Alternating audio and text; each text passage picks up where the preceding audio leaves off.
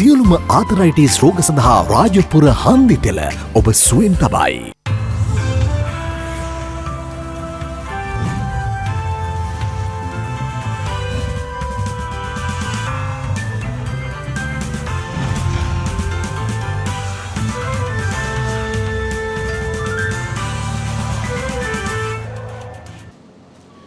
ආයුබෝවන්.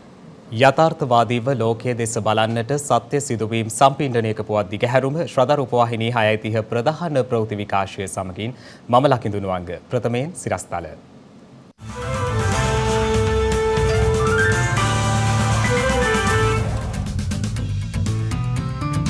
කොවිඩ් ආසාදිතයින්ගේ අනපේක්ෂිත ඉහළ යාමක් සෞඛ්‍ය අංශ අනතුරු වංගවයි. බලාපොරොත්තු නොවුණු ප්‍රමාණයට රෝගීන් වැඩිවීමක් ඇතිලා තියෙනවා. පාසල් ආරම්භ කිරීමට අදාළව විශේෂ චක්‍රලේඛයක්. පනවා ඇති නායෑ මනතුරු වැඟවීම් තවදුරටත් දීර්ඝ කෙරේ. ක්ෂේත්‍ර රැසක ප්‍රවර්ධනය වෙනුවෙන් ජනපති හා රාජ්‍ය නායකින් අතර සාකච්ඡා. ආහාර රැස් කරගන්නයි චීන ජනතාවට දැනුම් දීමක්.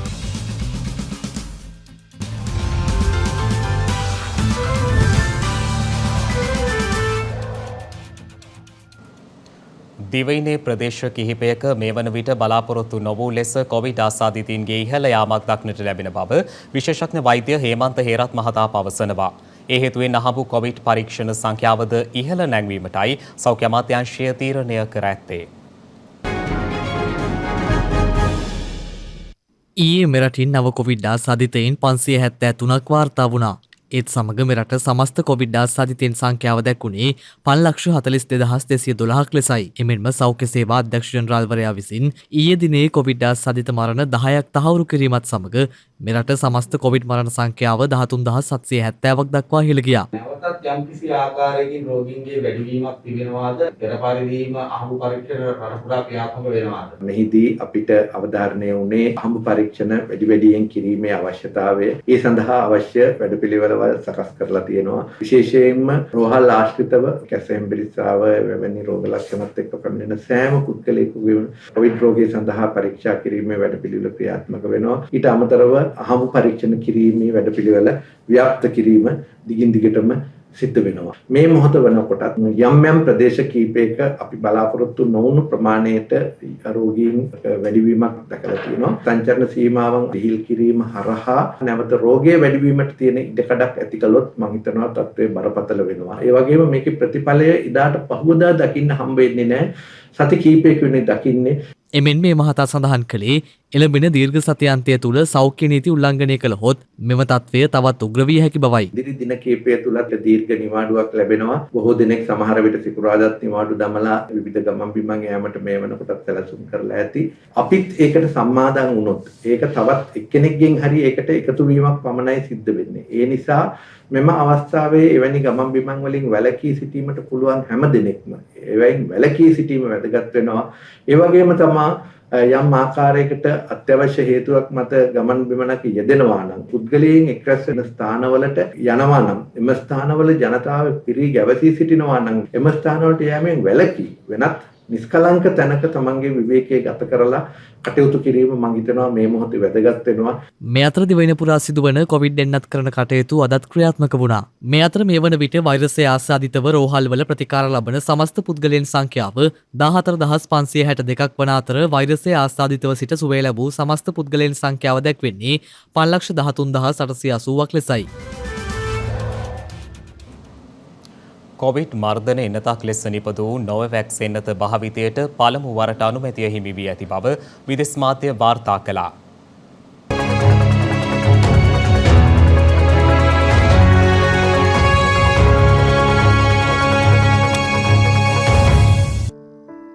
ඇමරිකාවේ නොවාවැක්ස් ඖෂධ නිෂ්පාදන සමාගම සහ ඉන්දියාවේ සේරම් ඖෂධ නිෂ්පාදන සමාගම කොවාවැක්ස් යන වෙළඳ නාමයේ යටතේ නිපදවා ඇති නොවාවැක්ස් COVID-19 ප්‍රතිශක්තීකරණ එන්නතට ඉන්දුනීසියාවේ සෞඛ්‍ය බලධාරීන්ගේ අනුමැතිය හිමි වී තිබෙනවා. එය නොවාවැක්ස් එන්නත සඳහා අනුමැතිය හිමි වූ පළමු අවස්ථාව වන බවයි විදේශ මාධ්‍ය වාර්තා කළේ. කෙසේ නමුත් නොවාවැක්ස් එන්නත සඳහා ලෝක සෞඛ්‍ය සංවිධානයේ හෝ ඇමරිකානු ආහාර සහ ඖෂධ පාලන අධිකාරියේ හෝ අනුමැතිය ලැබී නොමැති බවයි වාර්තා වන්නේ. මෙම එන්නතද පහසුවෙන් ගබඩා කළ හැකි එකක් වන අතර මාත්‍රා දෙකකින් යුක්ත වනවා. COVID-19 මුල් වෛරස ප්‍රභේදය සහ එහි විකෘති ප්‍රභේදයන්ද අධ්‍යයනය කරමින් මෙම එන්නත නිපදවා ඇති අතර ඒ අනුව එම එන්නත අනෙක් එන්නත්වලට වඩා සාර්ථකයයි නොවාවැක්ස් සමාගම පැහැදිලි කර තිබෙනවා. එලෙස නිපදවා ඇති නොවාවැක්ස් එන්නත හදිසි භාවිතයට සුදුසුයයි ඉන්දුනීසියා සෞඛ්‍යාංශවල අනුමැතිය හිමිවීමත් සමග එම එන්නත මේ වන විට ඉන්දුනීසියානු වැසියන්ට ලබාදීම ආරම්භ කර ඇති බවයි වාර්තා වන්නේ. ඉන්දුනීසියාව දූපත් රාජ්‍යයක් වන බැවින් මෙන්ම එම එන්නත භාවිතය ගබඩා කිරීම සහ ප්‍රවාහනය ඉතා පහසු මට්ටමක පවතින බැවින් එක් දූපත්වල වෙසෙන ජනතාවට පහසුවෙන් එන්නත් කරණය සඳහා ප්‍රවේශ විය හැකි බව එරට මාධ්‍ය වාර්තා කර තිබෙනවා. මේ අතර රුසියාවේ වැඩ නොකරන සතියක් ප්‍රකාශයට පත් කර තිබූ පසුබිමක එරටින් වාර්තා වන කොවිඩ් මරණ සංඛ්‍යාව යලි ඊයේ වාර්තාගත ලෙස ඉහළ ගොස් තිබෙනවා. එය ඊයේ දිනේ වාර්තා වූ ලොව වැඩිම කොවිඩ් මරණ සංඛ්‍යාව වන අතර එලෙස වාර්තා වූ කොවිඩ් මරණ සංඛ්‍යාව දැක්වුණේ 1178ක් ලෙසයි. ඒ අනුව රුසියාවේ ඇතැම් ප්‍රදේශවල වැඩ නොකරන කාලය තවදුරටත් දීර්ඝ කිරීමටත් කලාපීය බලධාරීන් පියවරගෙන ඇති බවයි විදේශ මාධ්‍ය වාර්තා කළේ. එමෙන්ම රුසියාවේ පවතින වාතාවරණය තුළ රට අර්ධ වශයෙන් හෝ අගුළු දැමීමකට ලක් කිරීමේ අවදානමක් මතුවී ඇති බව විදේශ වාර්තා පෙන්වා දී තිබෙනවා. මේ අතර රුසියානු රජය විසින් නිවේදනය කර ඇත්තේ පවතින වසංගත ව්‍යාප්තිය ඉහළ යාමත් සමග කොවිඩ් රෝගීන් සඳහා තාවකාලික රෝහල් ඉදිකිරීමට එරට හමුදාවේ සහාය අපේක්ෂා කරන බවයි. මේ වන විට දිවයිනේ වාර්තා වන ගෑස් හිඟය ඉදිරි දින කිහිපය තුළ යථා තත්ත්වයට පත්වනු ඇති බව ලිට්‍රෝ ගෑස් සමාගම පවසනවා. මේ අතර සීනි මත පනවා තිබූ උපරිම සිල්ලර මිලිවත් කිරීමට රජය විසින් තීරණය කර තිබෙනවා. දිවයිනේ ප්‍රදේශ ගණනාවකම මේ වන විට ගෘහස්ත ගෑස් සිලින්ඩරවල දැඩි හිඟයක් මතුව තිබෙනවා. එසේම ලැබෙමින් පවතින ගෑස් තොගයන්ද ඉල්ලුමට අනුව කිසි ලෙසකින් හෝ ප්‍රමාණවත් නොවන බැවින් Taman දැඩි අපහසුතාවයකට පත්ව ඇති බවයි අලෙවි නියෝජිතයන් පවසන්නේ. කෙසේ වෙතත් මේ සම්බන්ධයෙන් ලිට්‍රෝ ගෑස් සමාගම සඳහන් කළේ ඉදිරි දින කිහිපය තුළ බෙදාහැරීමේ කටයුතු යලි සාමාන්‍ය තත්ත්වයට පත්වනු ඇති බවයි. මේ වන විට ලිට්‍රෝ සමාගමට අයත් ගෑස් මෙට්‍රික් ටොන් 4000ක් රැගත් නෞකාවක් කොළඹ වරායට පැමිණ ඇති අතර එම සමාගම නිවේදනයක් නිකුත් කරමින් සඳහන් කළේ ඒ අනුව දිවයින පුරා ගෑස් බෙදාහැරීමේ කටයුතු මේ වන විටත් ආරම්භ වී ඇති බවයි. මේ අතර සීනි සඳහා පැවති පාලන මිල ඉවත් කිරීමට රජය තීරණය කර තිබෙනවා. ඒ අනුව සුදු සීනි කිලෝවක් සඳහා පැවති රුපියල් 122ක සහ දුඹුරු සීනි කිලෝවක් සඳහා පැවති රුපියල් 125ක පාලන මිල ඉවත් කරමින් ඉදිරියේදී ගැසට් නිවේදනයක් නිකුත් කිරීමට නියමිතයි. එසේම දැනට වරායේ සිරවී ඇති පරිප්පු, සීනි, අල, ලූණු ඇතුළු අනෙකුත් අත්‍යවශ්‍ය භාණ්ඩ ඇතුළත් බහලුම් 976ක් නිදහස් කර ගැනීමට අවශ්‍ය ඩොලර් ලබා දීමට මුදල් අමාත්‍යවරයා එකඟ වී තිබෙනවා. ඒ අනුව ඇමරිකානු ඩොලර් මිලියන 16ක මුදලක් ඒ සඳහා වෙන් කිරීමට මුදල් අමාත්‍යවරයා එකඟ වී ඇති බවයි සීනි ආනයනකරුවන්ගේ සංගමය සඳහන් කළේ. එමෙන්ම සහල් ආනයනය සඳහාද පෞද්ගලික අංශයට අවසර ලබා දීමට රජය තීරණය කර තිබෙනවා. ඒ මුදල් අමාත්‍ය බැසිල් රාජපක්ෂ මහතා සහ අත්‍යවශ්‍ය භාණ්ඩ ආනයනකරුවන් අතර ඊයේ පැවති සාකච්ඡාවකින් අනතුරුවයි. මේ වෙළඳ පොලේ මිල කෙරෙහි දැනෙන බලපෑමක් ඇති කරන්න අනික් පුද්ගලිකාංශයේ ව්‍යාපාරිකයන්ට සහල් ආනයනය කරන්න දෙසැම්බර් 31 වෙනකන් ඉඩ දීලා තියෙනවා. මේ තුලින් ඉදිරි සතිය දෙක තුල වෙළඳ පොලේ සහල් මිල පාරිභෝගිකයට දැරිය හැකි මට්ටමට රුපියල් 100ට වඩා පහළට එයි කියලා අපි විශ්වාස කරනවා. මීට අතිරේකව ආරක්ෂිත තොගය සඳහා අනිකුත් වර්ගවල සහල්ද දිගටම අපි රජයේ වශයෙන් මැදිහත් වෙලා ගෙනල්ලා සතොස කිව්ෂොප් සමුපකාර හරහා සහන මිලට බෙදා අරින්න බලාපොරොත්තු වෙනවා. සීනි වල ප්‍රශ්නයක් ඇති වෙලා තියෙනවා. නමුත් අපි සුදු සීනි රුපියල් 122 මිලට රුපියල් 125 බැගින් දුමුරු සීනි සුදු සීනි කිලෝ 2කුත් දුමුරු සීනි කිලෝ 3කුත්. එතකොට සීනි කිලෝ 5ක් ලබා ගන්න පුළුවන්. කෙරවල පිටිය යුගදන් වී බලාගාරයේ රජයේ සතු 40%ක කොටස් ඇමරිකානු සමාගමකට පවරා දීමට එළඹ ඇති කිවිසුම අහෝසි කරන ලෙස බල කරමින් ලංකා විදුලි බල මණ්ඩලයේ ඒකාබද්ධ වෘත්තීය සමිති සන්ධානය අද විරෝධතා ව්‍යාපාරයක නිරත වුණා. ඒකාබද්ධ වෘත්තීය සමිති සංවිධානය සංවිධානය කරන විරෝධතාවට සහාය දක්වමින් අද වරාය ජල සම්පාදන සහ ඛනිජ තෙල් වෘත්තීය සමිති විරෝධතාවලින් නිරත වුණා. ලංකා විදුලි බල මණ්ඩලයේ සේවකයින් අද විරෝධතාවයේ නිරත වූයේ කොළඹ පිහිටි විදුලි බල මණ්ඩලයේ ප්‍රධාන කාර්යාලය ඉදිරිපිටයි. ජනතාව අද කෑ ගහලා මේ ආණ්ඩුවට කියන්නේ මධ්‍යම රාත්‍රී 12:06ට ඇමරිකානු නිව් පෝස්ටර්ස් එඩිට් සමාගමත් සමග ගහපු මේ ගිවිසුම රටට හෙළිදරව් කරන්න. ඒ වහාම ඒ ගිවිසුම ඉල්ලාස් කරන්න කියන බලපෑම තමයි මේ කරන්නේ. අද අපි මේ කරන්නේ වර්ජනයක් නෙවෙයි. අපි මේ කරන්නේ ඇමරිකානු නිව් පෝස්ටර්ස් ආයතනයේට මේ ලංකා විදුලි බල මණ්ඩලය විකුණාගෙන කන්න මේ ආණ්ඩුව කරන මේ කටයුත්තට මේකට විරුද්ධව තමයි අපි මේ බහලා තියෙන්නේ. මහා ජනතාවනි පැහැදිලිවම හිතන්න මේ ඔබ වෙනුවෙන් අපි සටන කරන්නේ අපිත් එක්ක එකතු වන්න. කෙසේ වෙතත් ලංකා විදුලි බල මණ්ඩලයේ සභාපති MMC ෆර්ඩිනෑන්ඩෝ මහතා කොළඹ ඊයේ පැවති මාධ්‍ය හමුවකට එක් වෙමින් සඳහන් කළේ දිවයිනේ කිසිදු ප්‍රදේශයක අද විදුලි බිඳ වැටීමක් සිදුවීමට ඉඩ නොදෙන බවයි. මේ අතර කෙරවලපිටිය යුදකනවි බලාගාර ගිවිසුම සම්බන්ධයෙන් සමගි ජනබලවේගයේ පක්ෂය ඉදිරිපත් කළ මූලික අයිතිවාසිකම් පෙත්සම සලකා බැලීම සඳහා ශ්‍රේෂ්ඨාධිකරණය දින නියම කර තිබෙනවා. එම පක්ෂයේ මහලේකම් විසින් ගොනු කළ අදාළ පෙත්සම සලකා බැලීම සඳහා මේ මාස 12 වනදා කැඳවීමටයි මුරුදු ප්‍රනාන්දු කුමුදුනී වික්‍රමසිංහ සහ මහින්ද සමයවර්ධන යන මහත්ම මහත්මීන්ගෙන් සමන්විත ත්‍රිපුද්ගල ශ්‍රේෂ්ඨාධිකරණ විනිසුරු මඬුල්ල තීරණය කර ඇත්තේ. මේ අතර කෙරවලපිටිය යුදගනවි බලාගාරය පිළිබඳව ජනමාධ්‍ය දැනුවත් කිරීම සඳහා ජනාධිපති මාධ්‍ය කේන්ද්‍රයේදී අද මාධ්‍ය හමුවක්ද කැඳවා තිබුණා. මේ සුබධනය බලාගාරයේ ඉදිකිරීම සම්බන්ධයෙන් විදුලි බල මණ්ඩලය ඇති කරගත්තා ගිවිසුමක් විදුලිය මිලදී ගැනීමේ ගිවිසුම. ඒකත් පෞද්ගලික අංශය ඉදිරිපත් කරන්නේ පෞද්ගලික ආයෝජනයක්. ඒකෙදී ණය ලබා දීම සඳහා ඒ ආයෝජකයාට ඉදිරිපත් කර කොන්දේසියක් තමයි අවුරුදු 2කින් මේ විදුලි බලාගාරයේ ස්වභාවික වායුවට යන්න ඕනේ. නැත්නම් ඩීසලින් දුවන්න දෙන්න බෑ. එහෙම වෙනවා නම් ඒකේ ණය මුදල ආණ්ඩුව බාර ගන්න ඕනේ. එහෙම එකඟ වෙලා තමයි ඒ සමාගමට ණය ලබා ගැනීම සඳහා පහසුකම් අරන් දුන්නේ භාණ්ඩාගාරය ඒකට අපකරයක් වෙලා. හින්දා භාණ්ඩාගාරය බැඳලා ඉන්නවා 2024-25 වෙනකොට ස්වභාවික වායු වලට මේ බලාගාර දුවන්න පුළුවන් පහසුකම් රට තුළ ඇති කරනවා කියලා. ඒ බැඳීමත් ඒ හින්දා තමයි මේ ස්වභාවික වායුවට පරිවර්තනය කිරීමේ හදිසි අවශ්‍යතාවය ඇති වෙලා තියෙන්නේ. අමතක කරන්න එපා මේක තුලින් රාජ්‍ය ඒකාධිකාරියක් දීලා නැහැ. ඒ ඊළඟට කිව්වා මේක රෑ වෙනකන් ඉඳලා අස්සම් කරයි කියන කරුණත් ඇත්ත වශයෙන්ම මන් දන්න තරමටම අවසාන මොහොත වෙනකම්ම සාකච්ඡා කරා පාර්ශවයම. Zoom තාක්ෂණයේ ඔස්සේ සාකච්ඡා කළා අවසාන ක්ලියරන්ස් එක ගන්න අවස 4:00 ඉඳන් අස්සම් කරන්න සූදානම් වෙලා තියුණා. නමුත් අවසාන නීතිපති නිෂ්කාශනය ලබා ගන්නකොට බොහෝ රාත්‍රී වුණා. රාත්‍රී වුණාට පස්සේ ඒ අස්සම් කරන පාර්ශවයට ඊළඟ ගුවන් යානේ යන්න ඔක්කොම ලෑස්තිලා මේ මිනිස්සයා මේ සූදානම් බෑගුත් තරම් ඇවිල්ලා ඉන්න අවසානයේ රෑ 11 පුජ්ජන්න වෙනකන් ඉඳලා තමයි අස්සම් කළේ. මේ මිනිස්සයා එහෙම කෙලින්ම ගියේ. මං හිතන්නේ ගිවිසුමත් අරන් ගියේ නෑ. අස්සම් කළා ගියා. මොකද ඒ වගේ ප්‍රායෝගික ගැටලු ගොඩක තිබුණේ. මොකද අවසානයේ රජයට වග කියන භාණ්ඩාගාරයේ නිලධාරීන් මේ සැහැීමටපත් වෙලා නීතිපති අවසානයේ මේක හා කියලා අස්කරාට පස්සේ අස්සම් කළේ. එළැම්පෙන 8 වනදා සිට දිවයිනේ සියලු පාසල්වල 10, 11, 12 සහ 13 ශ්‍රේණිවල අධ්‍යයන කටයුතු යලි ආරම්භ වනවා. ඒ අනුව ඒ සඳහා වන විශේෂ චක්‍රලේඛයක් අධ්‍යාපන අමාත්‍යාංශය විසින් නිකුත් කර තිබෙනවා. මේ අතර ගුරු විදුහල්පති වෘත්ති අරගලයට සහාය පළ කරමින් දෙමාපියන් විසින් දිවයිනේ සියලු පාසල් ඉදිරිපිට විරෝධතා ව්‍යාපාරයක් සංවිධානය කර තිබුණා. කොවිඩ් වසංගතයේ හේතුවෙන් වසා දැමුණු පාසල් පියවර කිහිපයක් යටතේ ආරම්භ කිරීමට රජය විසින් තීරණය කරනු ලැබූ අතර ඒ අනුව දිවයිනේ සීළු පාසල්වල ප්‍රාථමික අංශයන්ගේ අධ්‍යයන කටයුතු මේ වන විට සිදුවනවා. එසේම ලබන 8 වැනිදා සිට 10, 11, 12 සහ 13 ශ්‍රේණිවල අධ්‍යයන කටයුතු ආරම්භ කිරීමට නියමිත අතර ඒ වෙනුවෙන් විශේෂ චක්‍රලේඛයක්ද නිකුත් කර තිබෙනවා. අධ්‍යාපන අමාත්‍යාංශ ලේකම් මහාචාර්ය කපිල පෙරේරා මහතාගේ අත්සනින් නිකුත් කළ නිවේදනයට අනුව එම ශ්‍රේණිවල අධ්‍යයන කටයුතු සඳහා සියලු අධ්‍යයන කාර්ය මණ්ඩල සහ අනධ්‍යයන කාර්ය මණ්ඩලය සේවයට කැඳවිය යුතු වනවා. කෙසේ වෙතත් ගැබිනි හෝ වයස අවුරුදු 1ට අඩු දරුවන් සිටින කාර්ය මණ්ඩල සමාජිකයන් සේවයට කැඳවීම අවශ්‍ය නොවන අතර වෙනත් රෝගාබාධ වලින් පෙළෙන නිලධාරීන් සේවයට කැඳවීම අත්‍යවශ්‍ය අවස්ථාවලදී පමණක් සිදු කළ යුතු වනවා. ඒ සඳහා එම කරුණු පිළිබඳව සනාථ කෙරෙන ලේඛන සහිත ඉල්ලීම් ලිපියක් කලාප අධ්‍යාපන අධ්‍යක්ෂ වෙත ඉදිරිපත් කර අනුමැතිය ලබා ගත යුතු වනවා. එසේම පාසල් ආරම්භ කළ මුල් කාලය තුල සිසුවියන් සඳහා පාසල් නිල ඇඳුම අනිවාර්ය නොවන අතර ඒ අනුව සුදුසු ඇඳුමකින් පාසල් පැමිණීමට සිසුන්ට අවස්ථාව සලසා දෙන ලෙසද අමාත්‍යාංශය නිකුත් කළ චක්‍රලේඛයේ වැඩිදුරටත් සඳහන්. මේ අතර ගුරු වැටුප් විෂමතාවය ඉවත් කරන ලෙස ඉල්ලමින් මෙවර විට ගුරු විදුහල්පති වෘත්තීය සමිති විසින් ආරම්භ කර ඇති වෘත්තීය ක්‍රියාමාර්ගයට සහාය පළ කරමින් පාසල් දරුවන්ගේ දෙමව්පියන්ගේ සහභාගීත්වයෙන් අද දිනේ දිවයින පුරා පාසල් ඉදිරිපිට විරෝධතා ව්‍යාපාර සංවිධානය කර තිබුණා.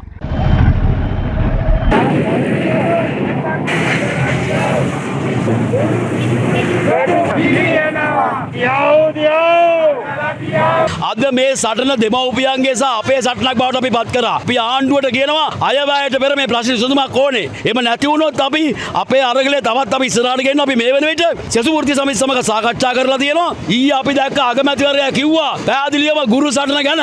නමුත් විසඳුමක් නැහැ. මේ අතර ශ්‍රී ලංකාවට හඳුන්වා දීමට නියමිත නව අධ්‍යාපන ප්‍රතිසංස්කරණ සඳහා ෆින්ලන්ත අධ්‍යාපන ක්‍රමවේදයන් යොදා ගැනීමේ හැකියාව සහ වැදගත්කම සම්බන්ධයෙන් රජයේ අවධානය යොමු වී තිබෙනවා.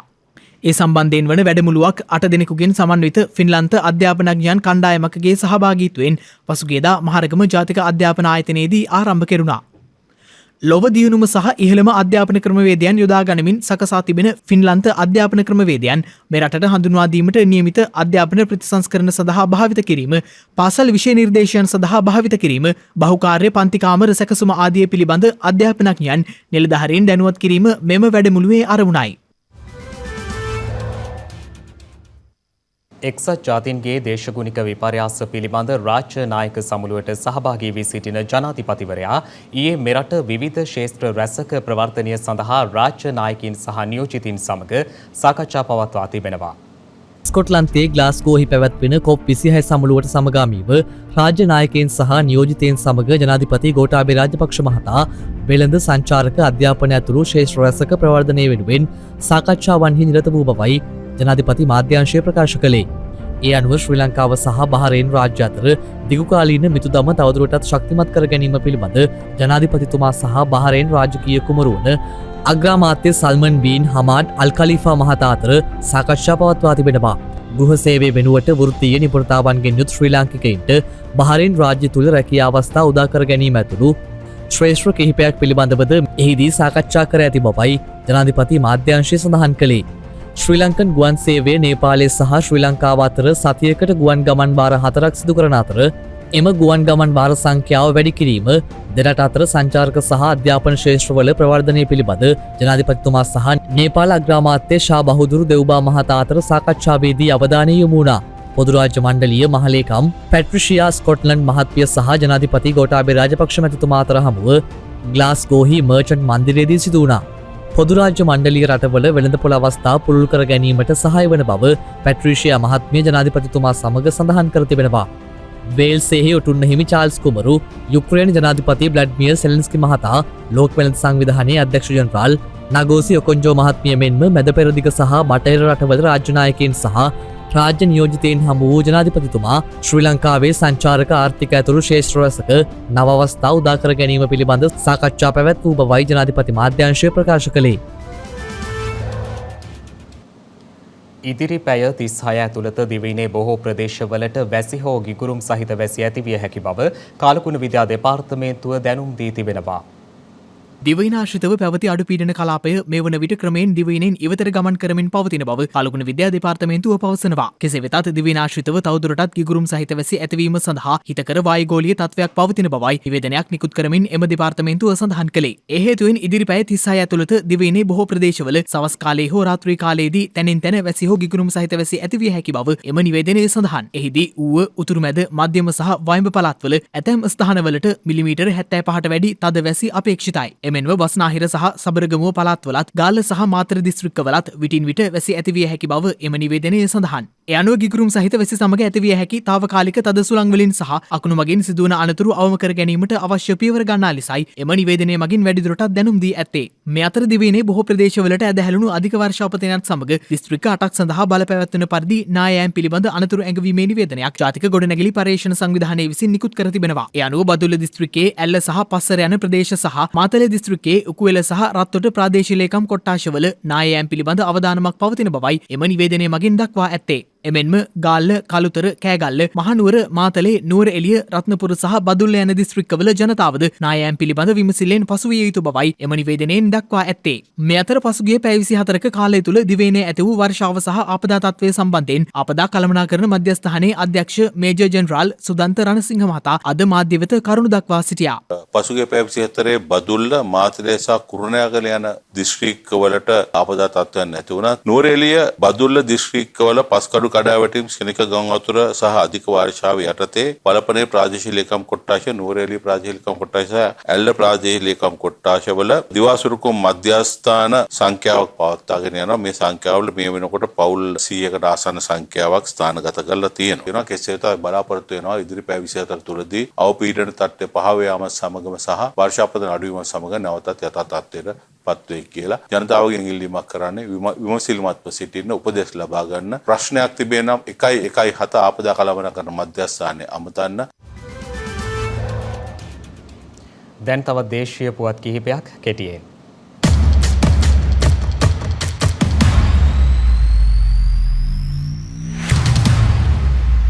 දේශීය අත්‍යන්ත්‍ර භාවිතයෙන් සැකසූ කඨින චීවර පූජා කිරීමේ ජාතික මහෝත්සවය ජනාධිපති ගෝඨාභය රාජපක්ෂ මැතිතුමාගේ ප්‍රධානත්වයෙන් පඬුවස් නුවර කොළඹගම මියුගුණාරාම රජමහා විහාරස්ථානයේදී එළඹෙන 14 වනදා පැවැත්වීමට සැලසුම් කර තිබෙනවා. ඒ අනුව ඊට සමගාමීව කුරුණෑගල දිස්ත්‍රික්කයේ විහාරස්ථාන 38ක් සහ දිවයිනේ ප්‍රාදේශීය ලේකම් කොට්ටාශ 343ක පරිවාර කඨින චීවර පූජා උත්සව පැවැත්වීමටයි නියමිත ඇත්තේ. ඒ අනුව ඒ පිළිබඳව අදහස් දක්වමින් දේශීය ඇඟලුම් නිෂ්පාදන රාජ්‍ය අමාත්‍ය දයාසිරි ජයසේකර මහතා සඳහන් කළේ විදේශීයව නිෂ්පාදනය කර චීවර වෙනුවට දේශීයව නිෂ්පාදනය කළ කඨින චීවර ඒ සඳහා යොදා ගන්නා බවයි. කුලී හෝ බදු නිවැසියන් මෙන්ම අනවසර පදිංචිකරුවන්ටද අනිකුත් සුදුසුකම් සම්පූර්ණ කරන්නේ නම් තමන් සාමාන්‍ය ලියාපදිංචි ලිපිනේ ඡන්ද හිමියෙකු ලෙස ලියාපදිංචි විය හැකි බව මැතිවරණ කොමිෂන් සභාව පවසනවා. මැතිවරණ කොමිෂන් සභාව වැඩිදුරටත් පෙන්වා දෙන්නේ එලෙස ඡන්දය ලියාපදිංචි වීම සඳහා දේපළ අයිතිකරුගේ කැමැත්ත හෝ එකඟතාවයද අවශ්‍ය නොවන බවයි. ඒ අනුව එවැනි තත්ත්වයන් හමුවේ මෙතෙක් ඡන්ද හිමියන් ලෙස ලියාපදිංචි වීමට නොහැකි වූ පුද්ගලයන් සිටිනම් එළඹෙන 17 වනදාට පෙර දිස්ත්‍රික් මැතිවරණ කාර්යාලය වෙත ඒ පිළිබඳව ඉල්ලීමක් ඉදිරිපත් කළ හැකි. ඒ සම්බන්ධව ඉල්ලුම් පත්‍රය www.elections.gov.lk වෙබ් අඩවියෙන් බාගත කරගත හැකි අතර 0112 86.0231 0112 86.0232 හෝ 0112 86.0234 යන දුරකථන අංක අමතා වැඩි විස්තර ලබා ගැනීමට හැකි බවද මැතිවරණ කමිෂන් සභාව සඳහන් කර තිබෙනවා. එමෙන්ම ඡන්ද හිමියෙකු ලෙස ලියාපදිංචි වීම සඳහා පුරවැසියන්ට බාධා කිරීම අධිකරණයක් මගින් දඩයකට හෝ බන්ධනාගාරගත කිරීමට හෝ එම කාරණා දෙකටම හෝ යටත් විය හැකි වරදක් බවද මැතිවරණ කමිෂන් සභාව වැඩිදුරටත් පෙන්වා දී තිබෙනවා. හෙළේ මහා ගාන්ධර්වයානන් යන විරුදාවලිය ලද ප්‍රවීණ සංගීතවේදී ආචාර්ය WD අමරදේව මහතා අභාව ප්‍රාප්ත වී අදට වසර 5ක් සපිරෙනවා. WD අමරදේව ශූරීන් උත්තර ಭಾರತೀಯ රාගධාරී සංගීතයෙන් සිංහල ගීත ශාස්ත්‍රය පෝෂණය කළ ගෞරවනීය කලාකරුවෙක් ලෙසයි දැක්වෙන්නේ. 1927 වර්ෂයේ දෙසැම්බර් 5 වන දින මොරටුවේදී මෙලොවෙලිය දුටුවේ මහතා සිතාරය, තබ්ලාව, හාමෝනියම වැනි ශාස්ත්‍රීය සංගීත භාණ්ඩයක් කොට ගනිමින් සිංහල ජන සංගීතය සහ ಭಾರತ ජනමූල සංගීතය ස්වකීය නිර්මාණ විෂයට දායක කරගනිමින් හෙළ සංගීත ශාස්ත්‍රයට අමිල සේවයක් ඉටු කළා. පිලිපීන රමෝන් මැග්සේසේ සම්මානය, ඉන්දියානු පද්මශ්‍රී සම්මානය සහ ශ්‍රී ලංකාවේ කලාකීර්ති ජනාධිපති සම්මානය මෙන්ම දේශමාන්‍ය සම්මානය ආදී දෙස් විදෙස් සම්මාන රාශියකින්ද ඒ මහතා පිදුම් ලබා තිබෙනවා.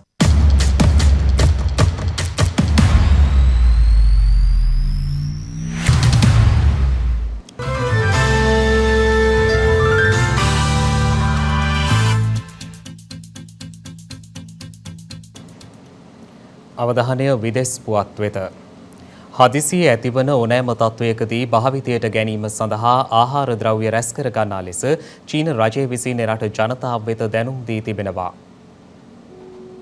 පසුගිය කාලවකවානුව තුළ චීනයේ බොහෝ ප්‍රදේශවලට බලපෑ ඉතා අයහපත් කාලගුණය හේතුවෙන් ගංවතුර ඇතුළු බලපෑම් රැසකට එරට ජනතාවට මුහුණ පෑමට සිදු වුණා. එමෙන්ම කොවිඩ් වසංගතය යලි හිස එසවීමත් සමග සංචරණ සීමා ආදී කටයුතු හේතුවෙන් මෙන්ම පවතින උග්‍ර බලශක්ති හිඟය නිසා එරට ආර්ථිකය දැඩි අර්බුදයකට ලක්ව ඇති බවයි විදෙස් වාර්තා සඳහන් කළේ. එමෙන්ම කාලගුණික විපර්යාස හමුවේ වගාබීම් විනාශ වීම සහ ආහාර නිෂ්පාදන ක්‍රියාවලිය ඇනහිටීම ආදී කරුණු හේතුවෙන්ද එරට ආර්ථිකයට දැඩි බලපෑම් එල්ල වී තිබෙනවා. එවන් කාරණා සැලකිල්ලට ගනිමින් චීන රජය විසින් නිවේදනය කර ඇත්තේ හදිසියේ ඇතිවන ඕනෑම තත්වයකදී භාවිතයට ගැනීම සඳහා ආහාර ද්‍රව්‍ය රැස් කර ගන්නා ලෙසයි. එමෙන්ම ඒ සඳහා සැපයුම් දාමයන් සුමටව පවත්වාගෙන යන ලෙසත් මිල ස්ථාවරව පවත්වාගෙන යන ලෙසත් චීන රජය එරට ආයතනවලින් ඉල්ලීමක්ද සිදු කර ඇති බව විදේශ මාධ්‍ය වාර්තා කළා. කෙසේ වෙතත් එම දැනුම් දීම රාජ්‍ය මාධ්‍ය ඔස්සේ දැනුවත් කිරීමත් සමග චීන වැසියන් කලබලකාරී ලෙස භාණ්ඩ මිලදී ගැනීමට යොමු වී තිබෙනවා. ඒ හේතුවෙන් උද්ගතව ඇති කලබලකාරී බව මැඩපැවැත්වීම සඳහා චීන බලධාරීන්ද යොදවා ඇති බවයි එරට මාධ්‍ය වාර්තා කළේ. ශීත ඍතුව එළඹීමත් සමග චීනයේ ආහාර මිල සාම්ප්‍රදායිකව ඉහළ යන නමුත් අයහපත් කාලගුණයේ හේතුවෙන් පසුගිය සති කිහිපය තුළ එරට එළවලු මිල කැපී පෙනෙන ලෙස ඉහළ ගොස් ඇති බවද විදේශ වාර්තා සඳහන් කළා. පෘථිවි ජෛව ගෝලයේ සමුද්‍ර ජීවීන් සඳහා වඩාත්ම ප්‍රසිද්ධියට පත් ගැලපගෝස් දූපත් අවට සමුද්‍ර ආරක්ෂිත ප්‍රදේශය පුළුල් කිරීමට ඉක්වදෝර ජනාධිපතිවරයා විසින් සැලසුම් කර තිබෙනවා. ගැලපගෝස් සමුද්‍ර රක්ෂිතය දැනටමත් වර්ග කිලෝමීටර 1,33,000ක් පමණ වන ලොව විශාලතම සමුද්‍ර ආරක්ෂිත ප්‍රදේශයක් වන අතර එය අතිරේක වර්ග කිලෝමීටර 60,000ක් දක්වා පුළුල් කරන බවයි ඉක්වදෝරය විසින් දැනුම් දී ඇත්තේ. එම රක්ෂිත කලාප ප්‍රසාරණය කොස්ටරිකාව දෙසට විහිදෙන අතර දුර්ලභ සහ වඳවීමේ තර්ජනයට ලක්ව ඇති සමුද්‍ර ජීවී විශේෂ සඳහා ආහාර සහ සංක්‍රමණ ප්‍රදේශයක් වනු ඇති බව විදේශ මාධ්‍ය වාර්තා කළා. ඒ අනුව එලෙස නම් කරන ලද නව සමුද්‍ර රක්ෂිත කලාපයේ දීවර සහ බොහෝ නාවික කටයුතු තහනම් කිරීමටද පියවරගෙන තිබෙනවා.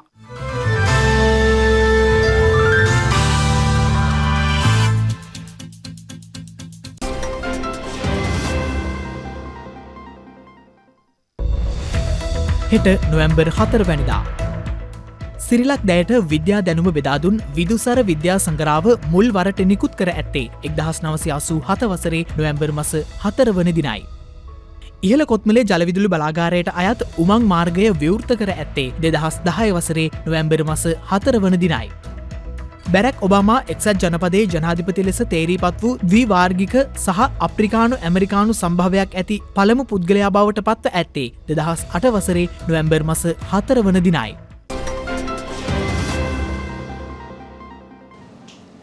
ඒ සමගින් ශ්‍රද්ධා ප්‍රධාන ප්‍රවෘත්ති විකාශය නිමාවට පත්වනවා. හමුවෙමු හෙටත් සවස 6:30ට. තෙරුවන් සරණයි. නමෝ බුද්ධාය. මෙවැනි වැදගත් පුවත් නැරඹීම සඳහා ශ්‍රද්ධා TV News YouTube channel එක subscribe කර සීනුව සලකුණ වන්න.